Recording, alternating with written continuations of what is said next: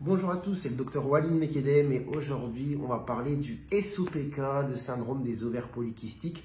Pourquoi cette vidéo? Bien écoutez, hier soir je vois une dame pour ça et ce matin pareil. Je me dis bon, ce serait bien d'en parler du coup. Alors qu'est-ce que le SOPK? Il faut savoir que selon les statistiques, ça concerne quand même environ une femme sur 10 en France et ça va concerner le système hormonal de la femme qui peut être déréglé et amener à des perturbations sur le plan physique et sur le plan aussi des règles et de la fertilité. On va voir un petit peu de quoi il s'agit. Alors, quels sont les symptômes que l'on va avoir dans ce problème de santé? Eh bien, c'est simple. On va déjà avoir des problèmes d'hirsutisme, en tout cas des problèmes liés à une trop grosse production d'hormones hommes, hormones masculines comme la testostérone.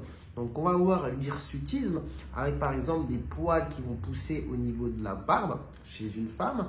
On peut avoir aussi ce qu'on appelle de l'alopécie androgénétique, donc début de calvitie, mais qui arrive voilà, chez une femme jeune. Et on peut aussi avoir un problème d'acné chez la femme adulte. Donc hirsutisme, acné, alopécie, qui sont liés justement à la dérégulation des hormones chez la femme qui va amener à un excès d'hormones androgéniques en fait, qui donne des caractéristiques masculines. Mais à côté de ça, on va avoir quand même un des symptômes phares aussi du SOPK.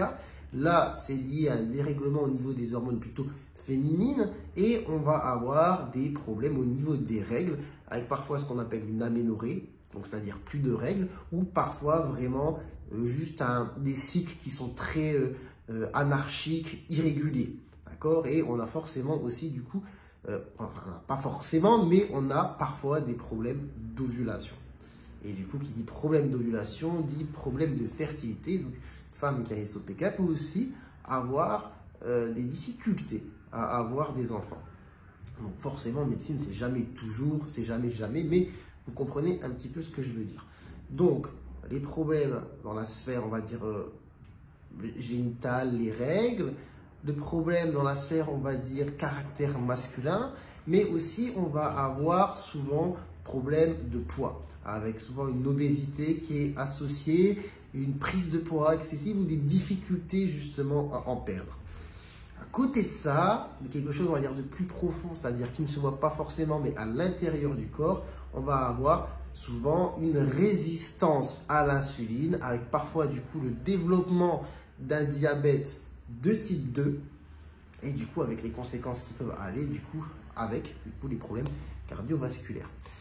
Donc, attendez, je dis donc, mais non, mais en fait, il y a quelque chose aussi d'important parce que c'est dans le titre du problème syndrome des ovaires polykystiques. Une des caractéristiques aussi qui va permettre justement d'orienter le diagnostic, ce sont les ovaires polykystiques, donc des ovaires avec beaucoup de kystes, de gros follicules. Donc voilà, j'espère ne pas dire de bêtises dans le terme, le mot, mais en gros, c'est dans le titre, ovaires polykystiques. Et donc ça, forcément, pour le voir, faut aller regarder en utilisant ce qu'on appelle une échographie. Donc là, vous allez me dire, comment fait-on le diagnostic de cette maladie?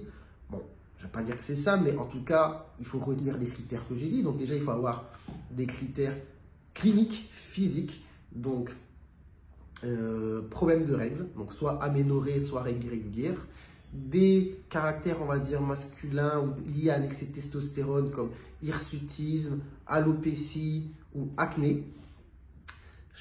Voilà, acné, c'est-à-dire si c'est un acné à l'adolescence, on va pas forcément y penser, mais acné à 30 ans, bon, on peut se poser des questions. Après, obésité, prise de poids, importante difficulté à en perdre, etc. Et du coup, les ovaires polykystiques sur l'échographie. Donc ça, c'est les critères cliniques. Mais à côté de ça, on va pouvoir faire des bilans hormonaux. Alors là, ça ne sert à rien que je vous mets le listing, mais on va chercher par exemple testostérone totale et libre, voir si elle n'est pas en excès. On va regarder les hormones féminines. On va regarder aussi d'autres choses dans le domaine des hormones pour voir si tous ces problèmes ne sont pas liés à autre chose, parce que ça peut ne pas être un SOPK, mais parfois on peut avoir des signes cliniques, enfin du corps qui sont liés par exemple à un excès de cortisol, Enfin bref, là j'entre pas dans le détail parce que ça devient très technique, mais en gros sur la prise de sang, on fait des dosages hormonaux un peu larges pour affiner le diagnostic et 2, éliminer ce qu'on appelle un diagnostic différentiel. Après, petite question que vous allez me poser, comment on va traiter le SOPK? Finalement, ça dépend un peu des manifestations de chaque personne. D'accord? Donc, par exemple, pour l'histoire des règles, des fois, on peut être amené à mettre certaines pilules pour régler les cycles. Après, pour ce qui est de l'insulinorésistance, eh bien, il y a pas mal de bruit dans la rue. J'espère que vous m'entendez bien. Dites-le en commentaire, mais j'espère que ça ne gêne pas trop parce que moi, je ne m'en rends pas compte en parlant. Mais je reviens donc, par exemple, on peut utiliser la metformine. La metformine qui peut avoir du coup des bienfaits sur justement ce problème d'insulinorésistance et d'une certaine manière aussi diminuer les symptômes, on va dire, androgéniques du SOPK, donc tout ce qui est lié hirsutisme, acné, alopécie. Et après, on a aussi ce qu'on appelle le spironolactone, qui est en fait à la base un traitement qu'on utilise surtout dans l'hypertension artérielle, mais qui a une activité anti-androgénique aussi.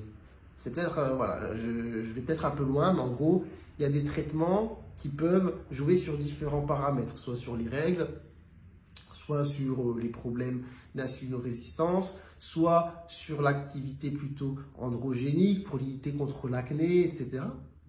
Et évidemment, à côté de ça, il faut mettre en place des règles hygiéno-diététiques dans l'alimentation, l'activité physique, tout ça, c'est très important. Et après, évidemment, on a aussi tous les médicaments et toute la prise en charge liée aussi à l'infertilité si elle est présente et que c'est un souci et que la personne a un désir d'avoir des enfants. Voilà, j'espère que vous aurez appris des choses au travers de cette vidéo. Je vais essayer de résumer un maximum. Si c'est le cas, n'hésitez pas à la liker. Pourquoi pas vous abonner si vous découvrez la chaîne. Et sur ce, moi je dis prenez soin de vous, prenez soin de votre santé et à très bientôt, j'espère, pour de nouvelles vidéos. Allez, ciao, ciao.